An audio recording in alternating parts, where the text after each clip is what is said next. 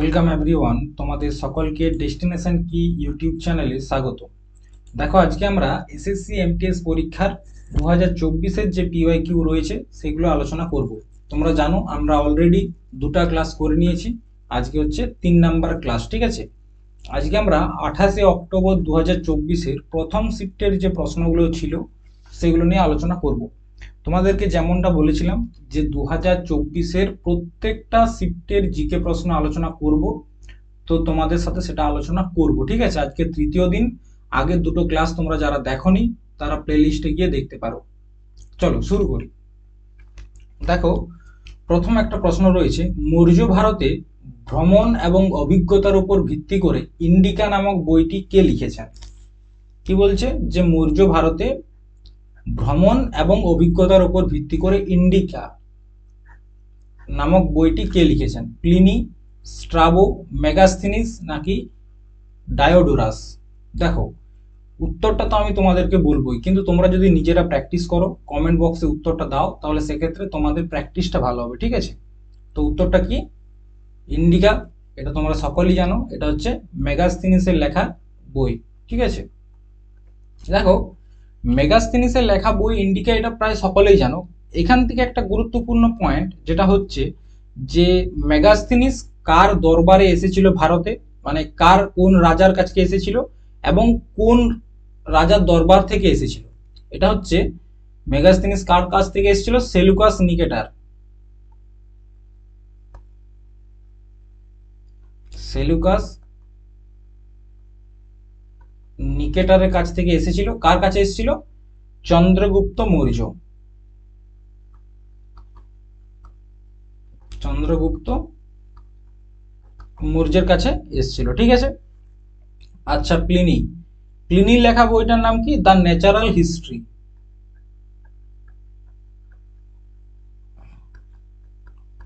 দেখো, এই যে এক্সট্রা পয়েন্টগুলো দিচ্ছি এগুলো অবশ্যই তোমরা নোট করবে, হ্যাঁ। আর পিডিএফটা তোমরা আমাদের টেলিগ্রাম চ্যানেল থেকে পাবে। চলো পরবর্তী প্রশ্ন দেখো কি রয়েছে। নিম্নলিখিত কোন খেয়াল শিল্পী পুনে বিশ্ববিদ্যালয়ের ললিত কলা কেন্দ্রের প্রতিষ্ঠাতা? ললিত কলা কেন্দ্রের প্রতিষ্ঠাতা শিবকুমার শর্মা, কিষান মহারাজ, রবিশঙ্কর নাকি ভীমসেন যোশী? প্রথমত মনে রাখবে, খেয়াল শিল্পী। খেয়াল শিল্পী বলতে কি? খেয়ালটা হচ্ছে তোমার সঙ্গীতেরই একটা ভাগ। ঠিক আছে, মিউজিকের একটা ভাগ হচ্ছে খেয়াল। তো এখানে যে চারজন রয়েছে তার মধ্যে কে খেয়াল শিল্পী যদি তোমরা জানতে পারো তাহলে উত্তরটা করতে পারবে। ঠিক আছে, তো উত্তরটা বলো কে? ললিত কলা কেন্দ্রের প্রতিষ্ঠাতা।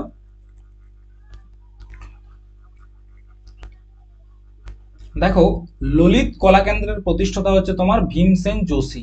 ঠিক আছে, কে? ভীমসেন যোশী। আচ্ছা,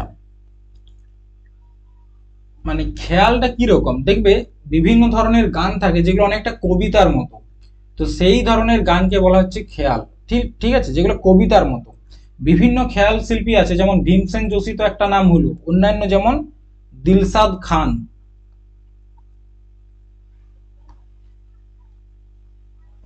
দিলশাদ খান।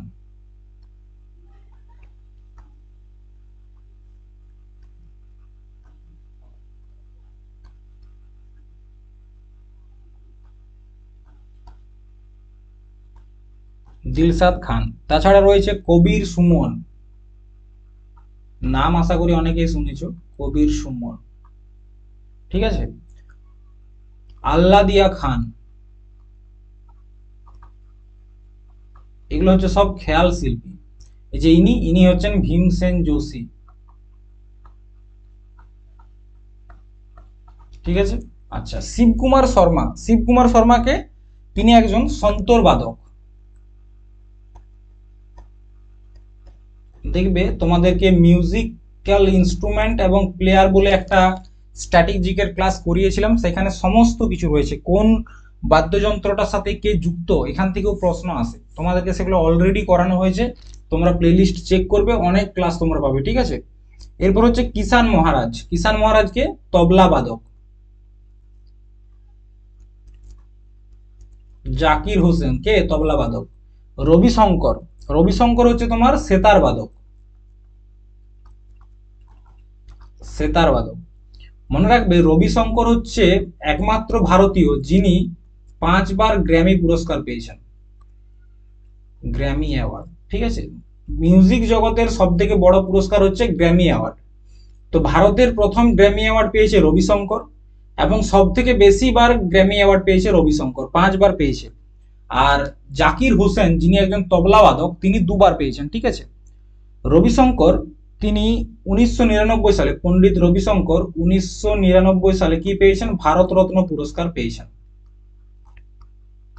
ভারতের সর্বোচ্চ পুরস্কার ভারতরত্ন তিনি 1999 সালে পেয়েছেন। এখান থেকে আরো একটা প্রশ্ন হয় যে ভারতের প্রথম মিউজিশিয়ান কে যিনি ভারতরত্ন পুরস্কার পেয়েছেন? তাহলে কি first musician to get Bharat Ratna, প্রথম ভারতরত্ন কে পেয়েছে? তার নাম হচ্ছে MS সুব্বুলক্ষ্মী।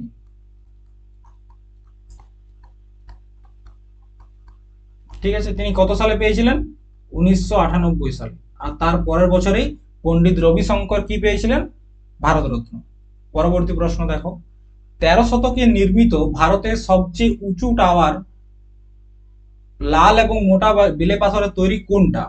কুতুব মিনার, ঝুলতা মিনার, শহীদ মিনার নাকি চাঁদ মিনার? 13 শতকে, অর্থাৎ 13 নম্বর যে সেঞ্চুরি, 13th সেঞ্চুরিতে তৈরি হওয়া সব থেকে উঁচু টাওয়ার কোনটা? কুতুব মিনার, ঝুলতা মিনার, শহীদ মিনার, চাঁদ মিনার? তোমরা ছবিটা দেখে আশা করি বুঝতে পারছো, অ্যান্সার হচ্ছে কি কুতুব মিনার। অ্যান্সারটা কি কুতুব মিনার। ঠিক আছে, কুতুব মিনার তোমার কোথায় অবস্থিত? দিল্লিতে। প্রথমত কোথায় অবস্থিত? দিল্লিতে। ঠিক আছে, দেখো কুতুব মিনারটাকে বানানো তৈরি করেছিল কে, মানে শুরু করেছিল কে, স্টার্ট করেছিল কে কুতুব মিনার বানানো? সেটা হচ্ছে কুতুবউদ্দিন আইবক।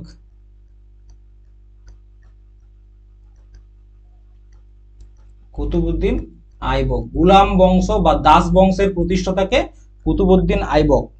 ঠিক আছে, তিনি 1192 সালে এটা বানানো শুরু করেছিলেন, কিন্তু তিনি এটির একমাত্র যে বেসমেন্ট, ঠিক আছে, সেটাই বানাতে পেরেছিলেন। একটা ফ্লোর তিনি বানিয়েছিলেন, বাকি যেটা রয়েছে সেটা হচ্ছে তোমার ইলতুৎমিশ বানিয়েছে। কে? ইলতুৎমিশ।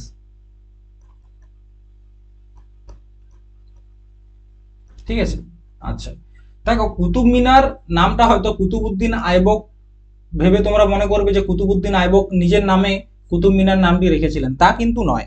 তিনি কুতুবউদ্দিন আইবক তার গুরু খওয়াজা কুতুবউদ্দিন বখতিয়ার কাকির নামে এই কুতুব মিনারের নামকরণটি করেছিলেন। তাহলে নামকরণটা কার নামে করেছিলেন?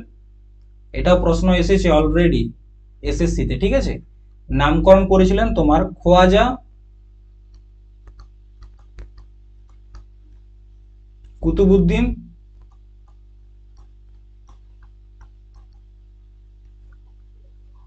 বখতিয়ার কাকি।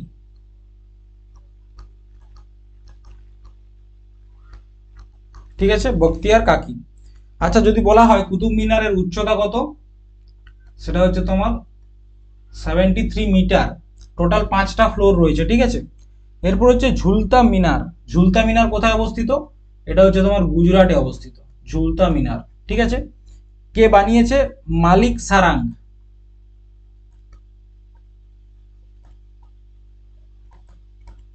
মালিক সারাং বানিয়েছে। ঠিক আছে, আচ্ছা শহীদ মিনার কোথায় অবস্থিত? এটা হচ্ছে কলকাতাতে, এটা ব্রিটিশরা বানিয়েছিল। এটার প্রথমে নাম ছিল তোমার অক্টারলোনি মনুমেন্ট। কি নাম ছিল প্রথমে? অক্টারলোনি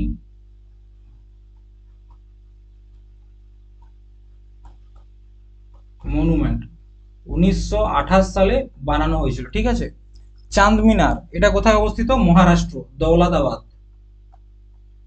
মহারাষ্ট্র। এটা 1446 সালে বানানো হয়েছিল চাঁদ মিনার। ঠিক আছে, চলো নেক্সট। ফুলের কোন অংশ বীজে পরিণত হয়? পিস্তিল, পাপড়ি, ডিম্বাণু নাকি পুংকেশর? কোনটা বীজে পরিণত হয়? দেখো ফুল, এটা হচ্ছে একটা কি ফুল, ফুলটাকে কাটা রয়েছে। ঠিক আছে, এই যে এই জায়গাটা দেখতে পাচ্ছ না, এটাকে বলা হচ্ছে তোমার ওভিউল বা ডিম্বাণু। এই জায়গাটাই পরবর্তী ক্ষেত্রে কিসে পরিণত হয়, বীজে পরিণত হয়। তাহলে কোনটা বীজে পরিণত হয়, ডিম্বাণুটা। ঠিক আছে, নেক্সট, পরের কোন বছরে ভারত হকিতে স্বর্ণপদক জিততে পারেনি? এখানে পরেরটা জায়গায় হবে নিম্নলিখিত কোন বছরে ভারত হকিতে স্বর্ণপদক জিততে পারেনি? 1948, 1952, 1956, 1960। কোন বছরে হকিতে ইন্ডিয়া অলিম্পিকে গোল্ড মেডেল পায়নি? দেখো, প্রথমত উত্তরটা হচ্ছে 1960। ঠিক আছে, 1960-তে অলিম্পিকে গোল্ড মেডেল পায়নি আমাদের হকি টিম। ঠিক আছে, দেখো প্রথম যে অলিম্পিক, ফার্স্ট মডার্ন অলিম্পিক এখন যেটা খেলা হচ্ছে, ঠিক আছে, মডার্ন অলিম্পিক শুরু হয়েছে তোমার 1896 সালে, 1896। তার মধ্যে ভারত প্রথমবার পার্টিসিপেট করেছে 1900 সালে। ঠিক আছে, এবং ভারতের প্রথম প্লেয়ার কে ছিল অলিম্পিকে অংশগ্রহণকারী? তার নাম হচ্ছে নরম্যান প্রিচার্ড। তিনি একজন কে অ্যাথলিট। অ্যাথলিট মানে কে, যারা দৌড়াদৌড়ি করে। প্রথম পার্টিসিপেন্ট কে ছিল, নরম্যান প্রিচার্ড। আচ্ছা, যদি বলা হয় প্রথম মহিলা কে ছিল, তার নাম হচ্ছে মেরি লীলা রাও। ঠিক আছে, মেরি লীলা রাও, তিনি হচ্ছেন অ্যাথলিট। এই হচ্ছে ভারতের অলিম্পিকের শুরু। এরপর দেখো, প্রশ্নটা বলেছে গোল্ড। ঠিক আছে, ইন্ডিয়া এখনো পর্যন্ত মানে অলিম্পিকে কতবার গোল্ড পেয়েছে? তো অলিম্পিকে টোটাল গোল্ড পেয়েছে তোমার 10 বার। ঠিক আছে, তার মধ্যে 8 বার পেয়েছে হকি টিম থেকে।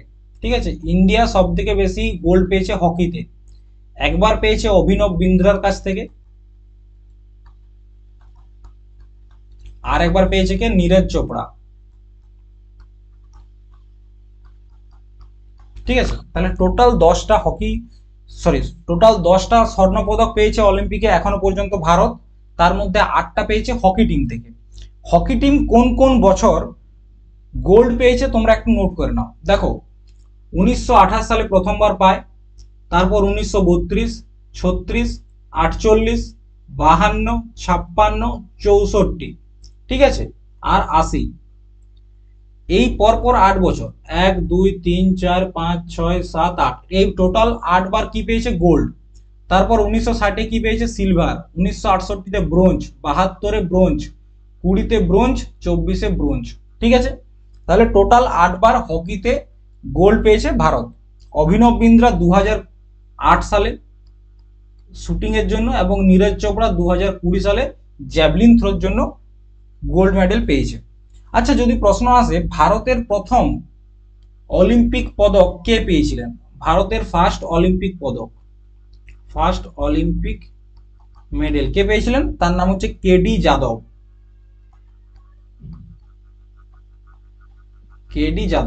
তিনি পেয়েছিলেন তোমার 1952 যে হেলসিঙ্কি, কত সালে পেয়েছিলেন?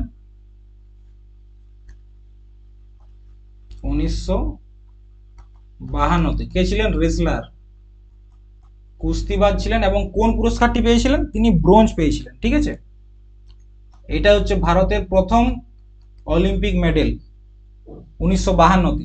আচ্ছা, প্রথম মহিলা, ফার্স্ট উমেন অলিম্পিক পদক কে জিতেছিল? তার নাম হচ্ছে কর্ণম মালেশ্বরী।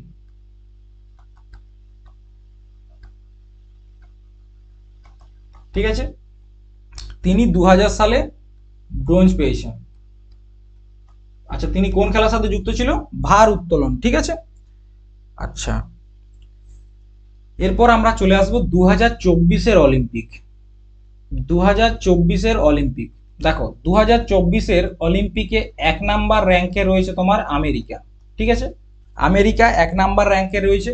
টোটাল 126টা মেডেল পেয়েছে, তার মধ্যে 40টা গোল্ড, 44টা সিলভার এবং 42টা ব্রোঞ্জ। ঠিক আছে, সেকেন্ড নাম্বারে রয়েছে তোমার চায়না। ঠিক আছে, টোটাল মেডেল পেয়েছে 45, 20টা গোল্ড, 12টা সিলভার, 13টা ব্রোঞ্জ। 3 নাম্বারে রয়েছে তোমার জাপান। জাপান পেয়েছে তোমার 45টা, কিন্তু 20, 12, 13, ঠিক আছে। আচ্ছা 4 নম্বরে নয়, 71 71তম র্যাঙ্ক হচ্ছে ইন্ডিয়া। ইন্ডিয়া টোটাল মেডেল পেয়েছে কটি? 6টি 2024-এ। তার মধ্যে গোল্ড 0, সিলভার 1টা, ব্রোঞ্জ 5টা। এটা হচ্ছে তোমার ভারতের 2024-এ মেডেল যেগুলো পেয়েছে, ঠিক আছে। এরপর এখান থেকে দুটো এক্সট্রা অর্ডিনারি প্রশ্ন রয়েছে যেটা অলিম্পিকে আসে, ঠিক আছে, মানে পরীক্ষায় এসছে এখন পর্যন্ত। একটা হচ্ছে কি, যে প্রথম যে অলিম্পিকের পতাকা ফ্ল্যাগ সেটা কবে ব্যবহার শুরু হয়? সেটা হচ্ছে 1920-তে। আচ্ছা প্রথম মশালটা কবে ব্যবহার করে? তোমরা দেখেছো অলিম্পিকে প্রথম মশাল ব্যবহার করা হয়, এটা হচ্ছে 1928-এ নেদারল্যান্ডে যে অলিম্পিকটা হয়েছিল, ঠিক আছে, 1928। আচ্ছা দেখো, নিম্নলিখিত কোন রাজ্যে সফল ফসল কাটার উপলক্ষে জাওয়ারা নৃত্য পরিবেশিত হয়? পাঞ্জাব, মধ্যপ্রদেশ, গুজরাট, হরিয়ানা। ঠিক আছে, কোন জায়গায়? মধ্যপ্রদেশ, পাঞ্জাব, গুজরাট, হরিয়ানা। কোথায় হয় এই জাওয়ারা নৃত্য? ঠিক আছে,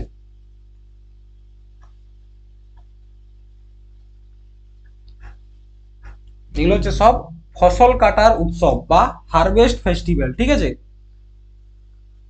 এই যে দেখতে পাচ্ছ, এটা হচ্ছে জাওয়ারা ফেস্টিভ্যাল। কোথায় হয়? এটা হয় তোমার মধ্যপ্রদেশে, ঠিক আছে, মধ্যপ্রদেশে হয়। দেখো মধ্যপ্রদেশের আরো কয়েকটা উৎসব রয়েছে, যেমন একটার নাম হচ্ছে ফুলপত্তি। কি নাম? ফুলপত্তি।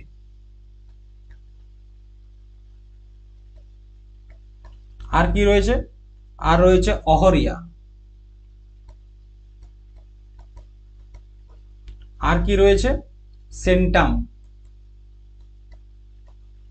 এগুলো হচ্ছে তোমার মধ্যপ্রদেশের উৎসব। আচ্ছা আমরা দেখব বিভিন্ন রাজ্যের বিভিন্ন রকম ফসল কাটার উৎসব রয়েছে। যেমন নর্থ ইন্ডিয়ায়, আমাদের উত্তর ভারতে, ঠিক আছে, ফসল কাটার সব থেকে পপুলার উৎসব হচ্ছে মকর সংক্রান্তি। সব থেকে পপুলার মকর সংক্রান্তি। আচ্ছা পাঞ্জাব এবং হরিয়ানা, এইখানে ফসল কাটার উৎসব রয়েছে তোমার বৈশাখী। তারপর হচ্ছে পাঞ্জাবেরও আরো একটা রয়েছে, শুধুমাত্র পাঞ্জাবের, সেটা হচ্ছে লোহরি, ঠিক আছে। আচ্ছা মেঘালয় এবং আসাম, বিশেষ করে মেঘালয়ে, ঠিক আছে, সেটা হচ্ছে তোমার ওয়াংলা। এগুলো সব হারভেস্ট ফেস্টিভ্যাল বা ফসল কাটার উৎসব। উড়িষ্যাতে রয়েছে তোমার নুয়াখাই, ঠিক আছে। আচ্ছা আমাদের পশ্চিমবঙ্গে রয়েছে নবান্ন, ফসল কাটার উৎসব। আসামে রয়েছে বোহাগ বিহু, আসামের হচ্ছে বোহাগ বিহু। আচ্ছা সাউথ ইন্ডিয়ার একটাও লেখা হয়নি না, দেখো সাউথ ইন্ডিয়ার লেখো তোমার কর্ণাটক এবং কেরালা,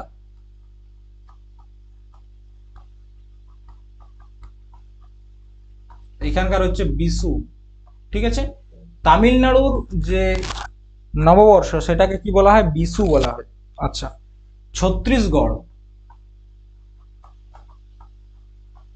ছত্তিশগড়েরটাকে বলা হচ্ছে তোমার ছেড়ছেড়া। এগুলো হচ্ছে সব হারভেস্ট ফেস্টিভ্যাল, নোট করবে, হারভেস্ট ফেস্টিভ্যাল, ঠিক আছে। চলো নেক্সট, নিচের কোন উপন্যাসটি দক্ষিণ ভারতের একটি কাল্পনিক শহর মালগুডির ওপর ভিত্তি করে লেখা? নিচের কোন উপন্যাসটি দক্ষিণ ভারতের একটি কাল্পনিক শহর মালগুডির ওপর ভিত্তি করে লেখা? The guide, my days, sacred games, নাকি এ সুইটেবল বয়? কোনটা দক্ষিণ ভারতের একটা কাল্পনিক শহর মালগুডির ওপর ভিত্তি করে লেখা? উত্তরটা বলো। তো দেখো, এটা উত্তরটা হচ্ছে কি, দ্য গাইড। এই দ্য গাইড এটা কার লেখা? আর কে নারায়ণ। বুকস অ্যান্ড অথার থেকে প্রত্যেক দিন প্রত্যেক শিফটে প্রশ্ন এসেছে, ঠিক আছে। দেখো, আর কে নারায়ণ তার এই দ্য গাইড বইটাতে কি বর্ণনা করেছে জানো? একজন বালক, সে প্রথমে কি হচ্ছে ট্যুর গাইড, সে লোককে ঘুরতে নিয়ে যায়, ঠিক আছে, ট্যুর গাইড। সে ট্যুর গাইড থেকে কিভাবে আধ্যাত্মিক গাইড হয়ে গেল, স্পিরিচুয়াল গাইড হয়ে গেল, সেটার বর্ণনাই করা হয়েছে দ্য গাইড নামক উপন্যাসে, ঠিক আছে। আচ্ছা, এরপর দেখো আর কে নারায়ণ সম্বন্ধে কয়েকটা বই তোমাদেরকে মনে রাখতে হবে। প্রথমত একটা বইয়ের নাম হচ্ছে মাই ডেজ। এই যে মাই ডেজ, এটা হচ্ছে তোমার অটোবায়োগ্রাফি। কার? আর কে নারায়ণ। আর কে নারায়ণের আত্মজীবনীর নাম হচ্ছে মাই ডেজ। আর কে নারায়ণের প্রথম উপন্যাস, ফার্স্ট নোবেল, কোনটা জানো? তার নাম হচ্ছে স্বামী and friends.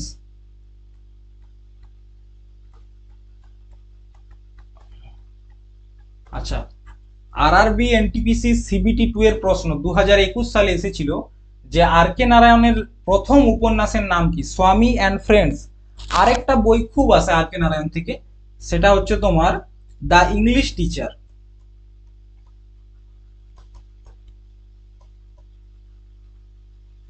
The English teacher এটাও হচ্ছে তোমার আর কে নারায়ণের লেখা বই, ঠিক আছে। আচ্ছা, এ সুইটেবল বই, এই সরি, এ সুইটেবল বয়, এটা কার লেখা? বিক্রম সেঠ।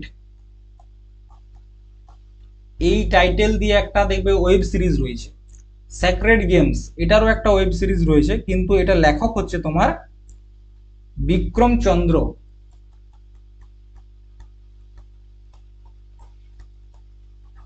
ঠিক আছে।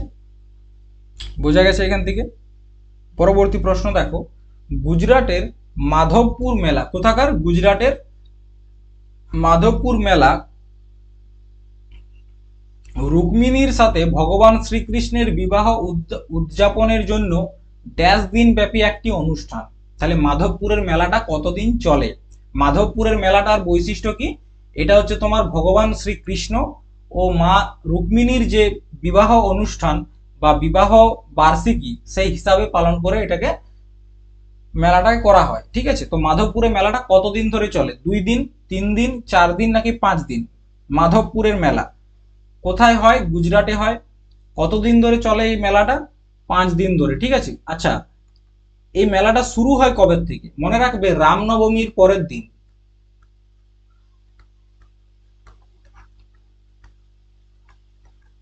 আচ্ছা, আমাদের তো কালকে রামনবমী না, তো তা পরের দিন থেকেই কিন্তু মাধবপুরের মেলাটা শুরু হয়ে যাবে, ঠিক আছে।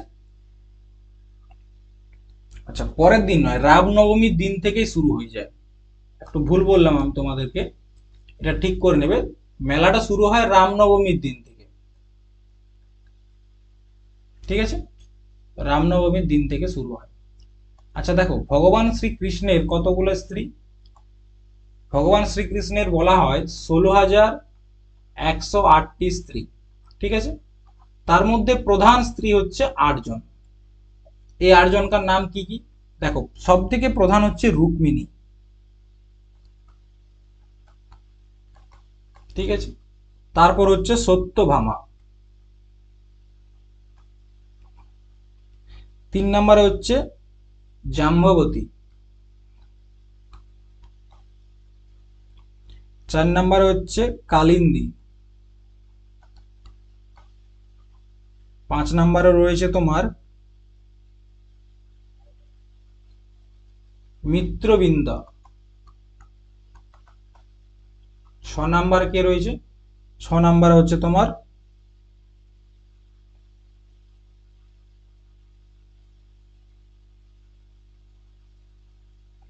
নাগনাজিত্রী,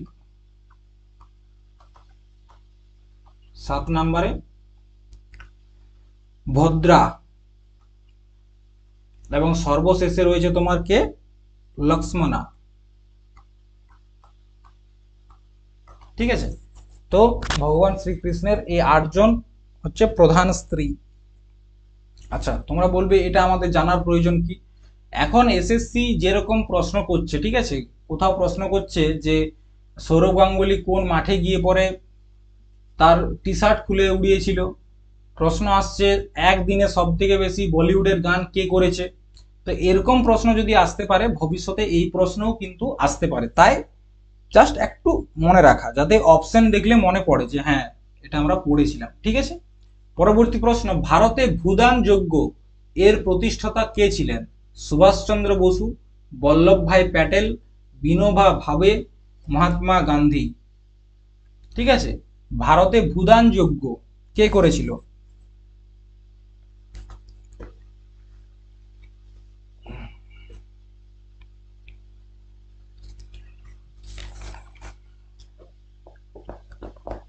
দেখো, ভারতে ভূদান যজ্ঞ করেছিল বিনোবা ভাবে। ঠিক আছে, তিনি 1951 সালে এই ভূদান যজ্ঞটি করেছিলেন। কিসের জন্য? যাতে ভূমিহীন লোকেরা ভূমি পায়। ঠিক আছে, ভূমিহীন লোকেরা যাতে ভূমি পায় তার কারণেই তিনি এই ভূদান যজ্ঞটা করেছিলেন। ঠিক আছে, তিনি 1983 সালে কি পেয়েছেন? ভারত রত্ন। 1983 সালে ভারত রত্ন পেয়েছেন। এবং তার জীবনের তিনটা প্রধান কাজ, একটা হচ্ছে ভূদান যজ্ঞ, একটা হচ্ছে সর্বদয়া মুভমেন্ট,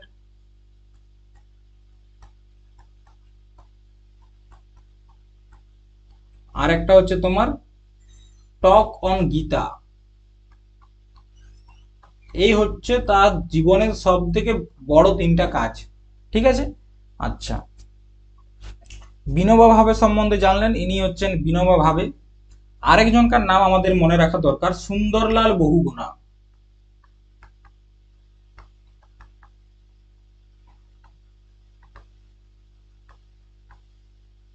এই প্রশ্নটা পরবর্তী শিফটে পাবে যে সুন্দরলাল বহুগুণা কিসের সাথে যুক্ত? চিপকো আন্দোলন।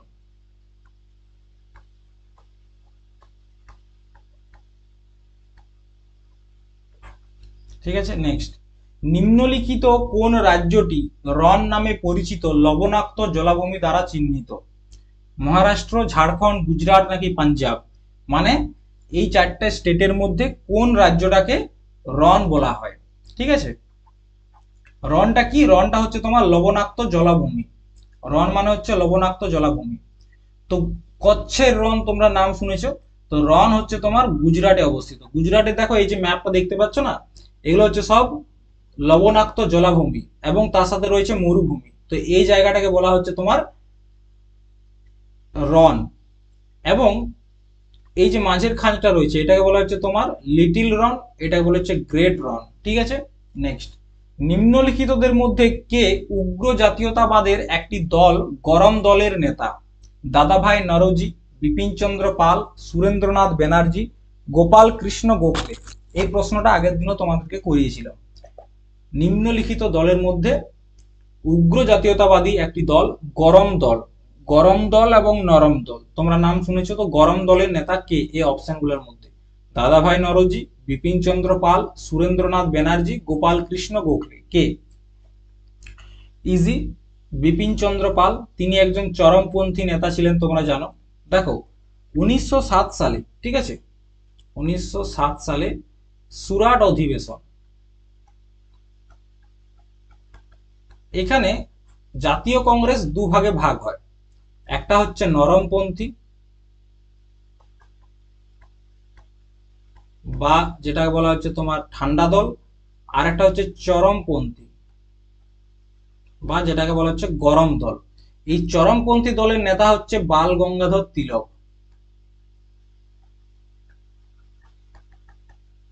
ঠিক আছে, বিপিন চন্দ্র পাল, তারপর হচ্ছে লালা লাজপত রায়।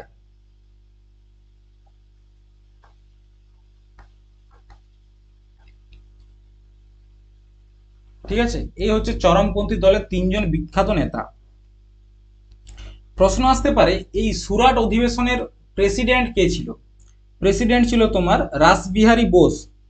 সরি রাসবিহারী ঘোষ, হ্যাঁ বোস বলে দিচ্ছি আবার, রাসবিহারী ঘোষ তিনি ছিলেন এখানকার প্রেসিডেন্ট। পরবর্তী ক্ষেত্রে 1919 সালে লখনৌ অধিবেশনে এই নরমপন্থী এবং চরমপন্থী আবার একসাথে যুক্ত হয়ে যায়। ঠিক আছে, লখনৌ অধিবেশনের প্রেসিডেন্ট ছিল অম্বিকা চরণ মজুমদার। ঠিক আছে, এখানে আবার কি হয়েছিল, তারা ইউনাইট হয়ে গেছিল। তাহলে কি হয়ে গেল এখানটা, এটা বুঝতে পেরেছো, আগের দিনও করেছিলাম।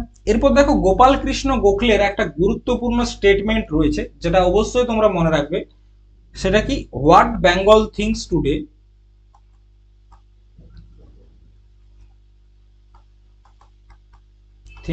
Today India things tomorrow.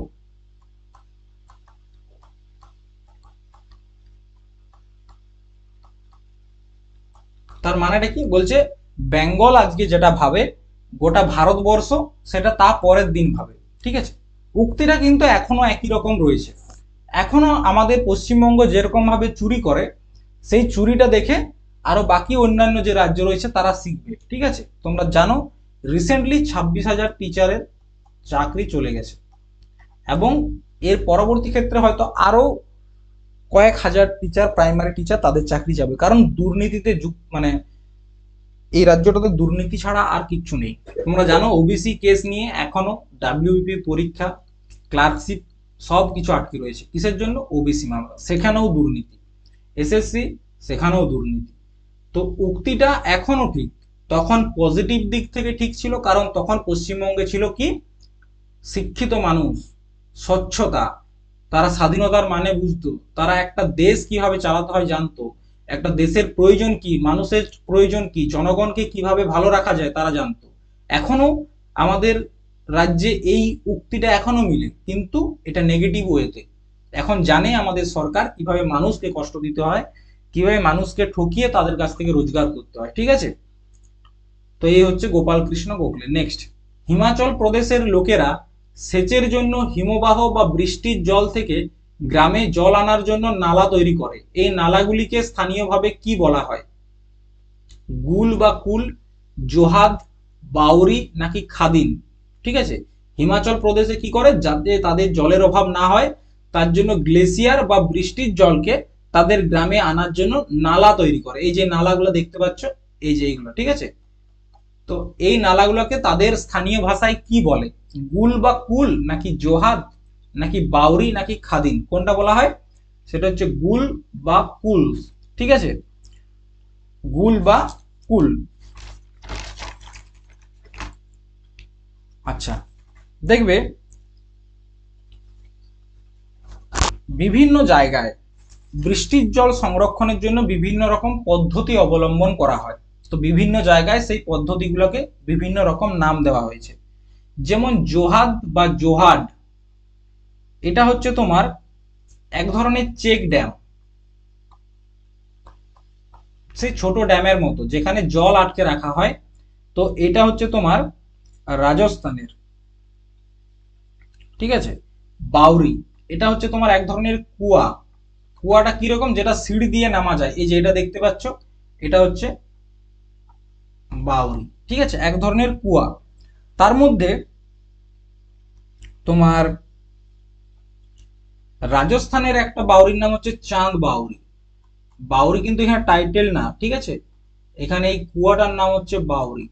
এই চাঁদ বাউরি এটা ইউনেস্কোর সাথে যুক্ত হয়েছে, মনে রাখবে। ঠিক আছে, আচ্ছা খাদিন, খাদিনটা কি? রাজস্থানের যে বৃষ্টির জল, সে বৃষ্টির জল সংরক্ষণকে বলা হচ্ছে তোমার খাদিন। ঠিক একই রকম ভাবে তামিলনাড়ুর যে বৃষ্টির জল সংরক্ষণ পদ্ধতি, তামিলনাড়ু, তাকে কি বলা হয়? তাকে বলা হচ্ছে এরি।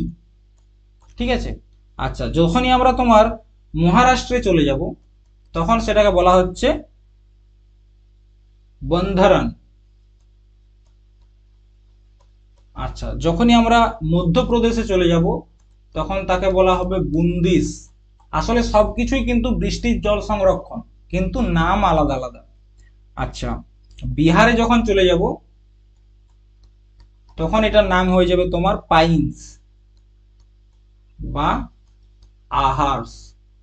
ঠিক আছে, নেক্সট, ভারতীয় সংবিধানের কোন অনুচ্ছেদে বলা হয়েছে যে রাষ্ট্রীয় নীতির নির্দেশমূলক নীতিগুলি দেশ পরিচালনার ক্ষেত্রে মৌলিক এবং আইন প্রণয়নে এই নীতিগুলি প্রয়োগ করা রাষ্ট্রের কর্তব্য হবে?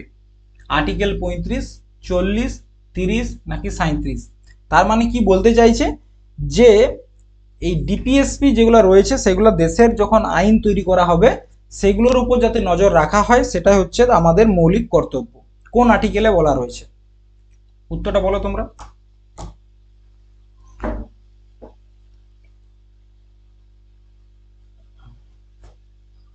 উত্তরটা হচ্ছে তোমার আর্টিকেল নাম্বার 37। আর্টিকেল নাম্বার 37 কি বলছে?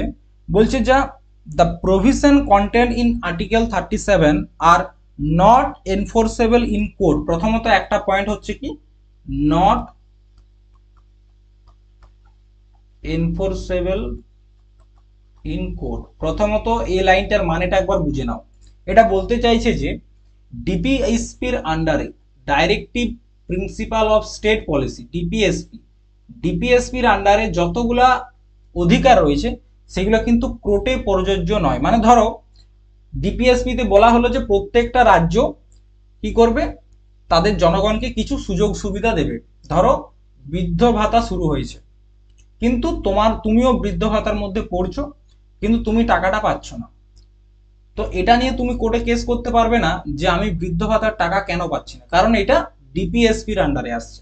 ডিপিএসপির আন্ডারে যেটা আসবে সেটা নিয়ে কোনো রকম কেস করা যাবে না, মানে সেটা নিয়ে কোর্টে যাওয়া যাবে না। এটা সরকারের ইচ্ছা অনুসারে হবে। ঠিক আছে, তার জন্য কেটি সাহা এই ডিপিএসপি কে নিয়ে বলেছিলেন যে ডিপিএসপি হচ্ছে একটা ব্যাংকের চেক, যে চেকের মানে টাকাটা ব্যাংক নিজের ইচ্ছা মতো দেবে। ঠিক আছে, মানে ধরো তোমাকে একটা চেক দিল ব্যাংক, ঠিক আছে, সেই ব্যাংকের সেই টাকাটা তুমি যখন তখন তুলতে পারবে না, যখন ব্যাংক চাইবে তখনই তুমি টাকাটা তুলতে পারবে। তো সেরকম চেকের কোনো ভ্যালু রয়েছে কি? সেই তো ডিপিএসপি বর্তমানে এটার ভ্যালুটা খুব কম, কিন্তু পরবর্তী ক্ষেত্রে বলা হচ্ছে যে ডিপিএসপি পরবর্তী ক্ষেত্রে আমাদের ফান্ডামেন্টাল রাইটের মতোই হয়ে যাবে। এবং ডিপিএসপি ও ফান্ডামেন্টাল রাইটকে একে অপরের পরিপূরক বলা হয়। ঠিক আছে, যদি বলা হয় ফান্ডামেন্টাল রাইটের পরিপূরককে, সেটা হচ্ছে ডিপিএসপি। চলো এরপর আর্টিকেল 37-এ আসি। প্রথমে কি বললাম, নট এনফোর্সেবল ইন কোর্ট। দ্বিতীয়তে কি বলছে, আরেকটা পয়েন্ট বলছে যে but the principal are fundamental in the governance of the country. যখন আমাদের দেশের আইন তৈরি করা হবে তখন এই যে ডিপিএসপির প্রিন্সিপাল গুলো রয়েছে সেইগুলোকে কনসিডার করতে হবে। ঠিক আছে, আর্টিকেল 37 এটাই বলছে। এরপর আমরা ডিপিএসপি নিয়ে কয়েকটা বেসিক জিনিস মনে রাখবো। ডিপিএসপি যেটাকে বলা হচ্ছে directive principle of state policy. ঠিক আছে, এই ডিপিএসপি বা directive principle of state policy এটা আমাদের সংবিধানের ভাগ 4-এ রয়েছে। কত নম্বর? ভাগ 4। আচ্ছা, যদি আর্টিকেল হচ্ছে আর্টিকেল নাম্বার 36 থেকে 51, এগুলো সব ডিপিএসপির আন্ডারে রয়েছে এই প্রত্যেকটা আর্টিকেল। ডিপিএসপিটা আমরা নিয়েছি কোথা থেকে? আয়ারল্যান্ডের সংবিধান থেকে। ঠিক আছে, কেটি সাহা কি বলেছে তোমাদেরকে বললাম। এরপর এখানের কয়েকটা গুরুত্বপূর্ণ আর্টিকেল তোমরা মনে রাখবে। আর্টিকেল নাম্বার 39, সেখানে কি বলা হয়েছে যে সমান কাজের সমান বেতন।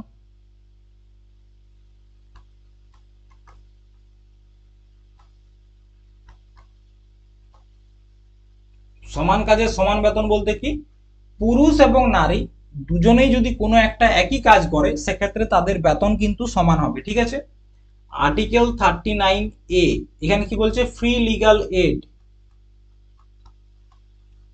বিনামূল্যে আইনি সহায়তা কোর্টে দেওয়া হয়, তোমরা জানো। আর্টিকেল নাম্বার 40, এটা খুব গুরুত্বপূর্ণ। এখানে বলা হয়েছে গ্রাম পঞ্চায়েতের সংগঠন নিয়ে।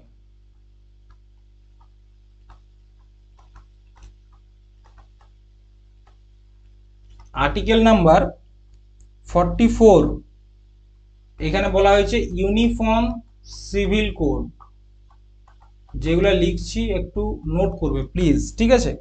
এরপর হচ্ছে আর্টিকেল নাম্বার 43, বিটা মনে রাখবে, কোঅপারেটিভ সোসাইটি,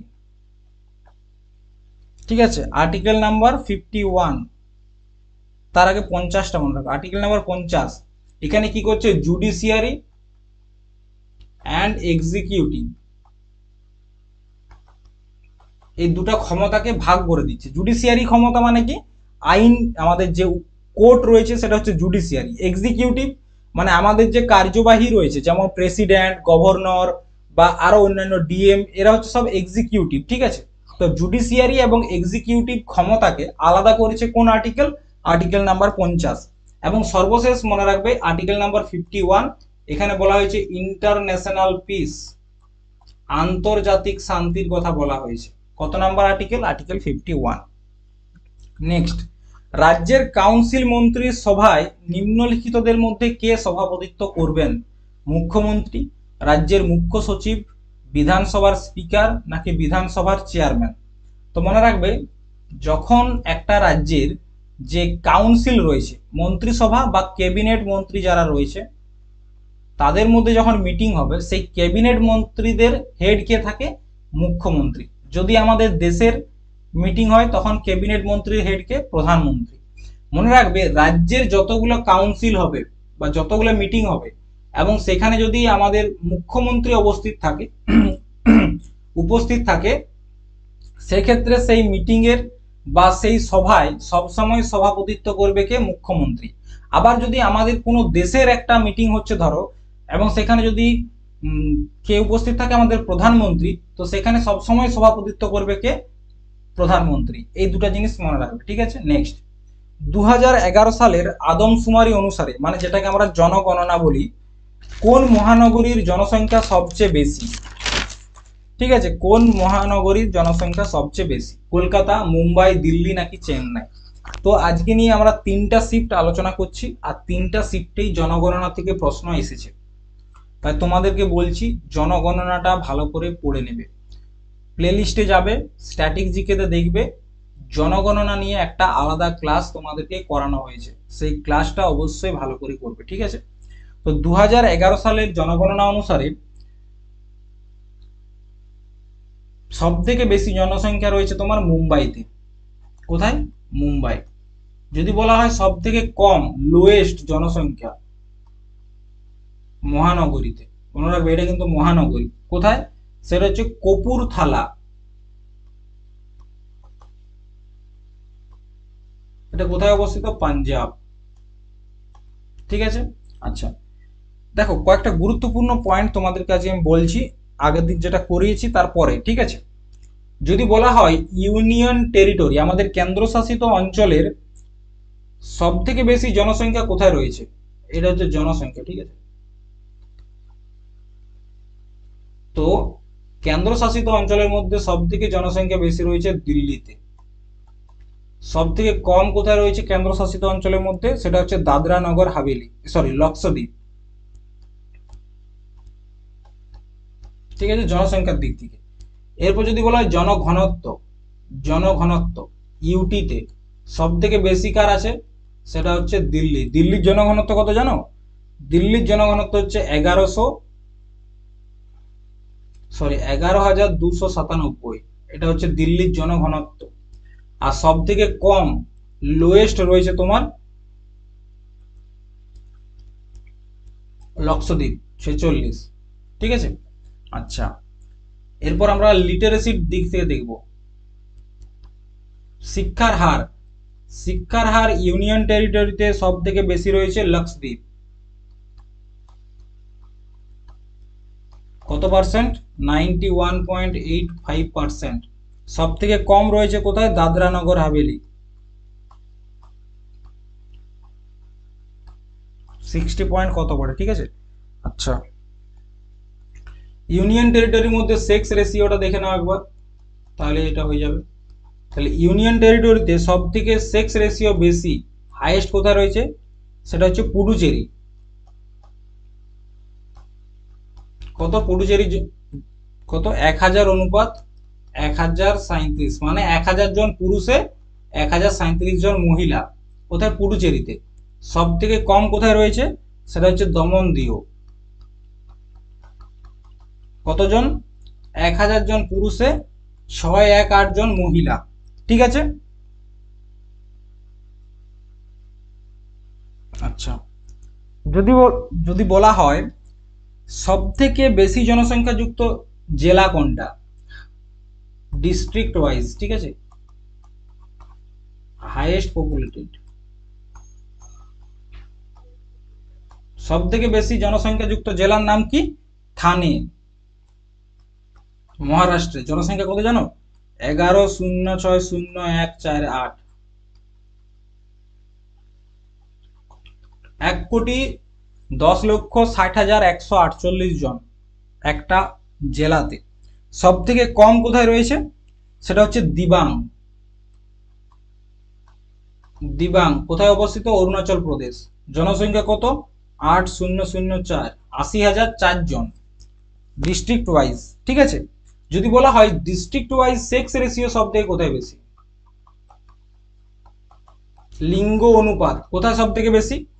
তো লিঙ্গ অনুপাত সব থেকে বেশি হচ্ছে তোমার মাহে, হাইয়েস্ট হচ্ছে তোমার মাহেতে। মাহেটা কোথায় অবস্থিত? পুডুচেরি। ঠিক আছে। এইখানে সেক্স রেশিও কত? 1000 অনুপাত 1184। আর সব থেকে কম লোয়েস্ট হচ্ছে তোমার দমনে। দমনে কত? 1000 অনুপাত 618। এখানে আরো একটা ডাটা তোমরা অবশ্যই মনে রাখবে, সেটা হচ্ছে কি, ডাটাটা একবার নোট করে নাও। ডাটাটা হচ্ছে যে ভারতে কর্মনিযুক্ত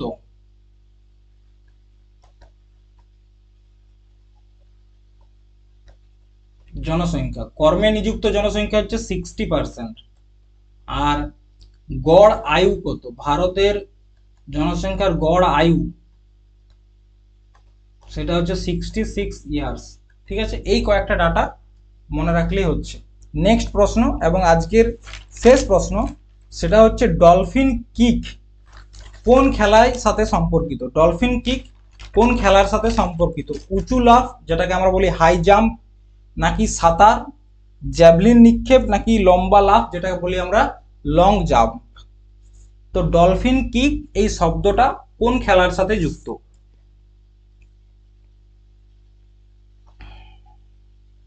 দেখো, ডলফিন কিক এই শব্দটা হচ্ছে তোমার সুইমিং বা সাঁতারের সাথে যুক্ত। এই যে তোমরা স্ট্রোকটা দেখতে পাচ্ছ সুইমিং এর, এটা হচ্ছে তোমার ডলফিন কিক। কি? Dolphin kick. ঠিক আছে। এরকম প্রশ্ন আসে, বিভিন্ন খেলার নাম থাকবে, সেই খেলার সাথে সম্পর্কিত বিভিন্ন যে টার্ম থাকে না, বিভিন্ন শব্দ থাকে, সেই শব্দগুলো আসে। যেমন সাঁতারের ক্ষেত্রে আরো কয়েকটা টার্ম রয়েছে। একটা হচ্ছে তোমার ব্রেস্ট স্ট্রোক,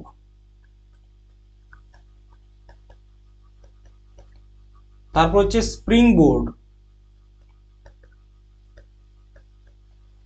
এগুলো আসে। বাটারফ্লাই স্ট্রোক, তাছাড়া রয়েছে ব্যাক স্ট্রোক, তারপর রয়েছে তোমার টুইস্ট, তারপর রয়েছে ক্রল।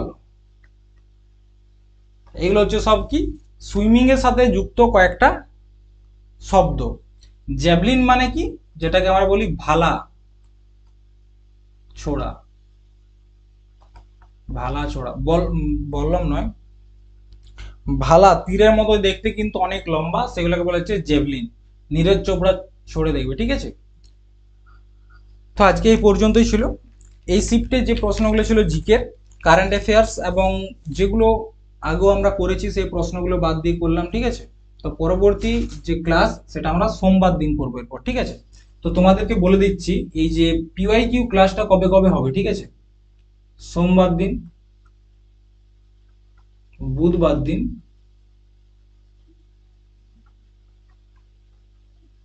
আর শনিবার দিন। ঠিক আছে। এই 4 দিন তোমাদের পিওয়াই কিউ হবে, প্রত্যেক দিন সন্ধ্যাবেলায় 9টার থেকে। আজকেরটা লাইভ করাতে পারলাম না, কিন্তু বেশিরভাগ দিন তোমাদেরকে ক্লাসটা লাইভ করাবো। তোমরা যদি জয়েন হও সবাই, তাহলে অবশ্যই ক্লাসটা লাইভ হবে, ঠিক আছে। আরেকটা হচ্ছে তোমার কি, সোম, বুধ, শুক্র, শনি, এই 4 দিন তো তোমাদের লাইভ হচ্ছে পিওয়াইকিউ। স্ট্যাটিক জিকে ক্লাস তোমাদেরকে প্রত্যেক সানডে দেব, যদি তোমরা চাও, ঠিক আছে। তো আজকে এই পর্যন্তই। চলো পরের দিন একটা নেক্সট শিফটের প্রশ্ন নিয়ে আলোচনা করব তোমাদের সাথে। টাটা।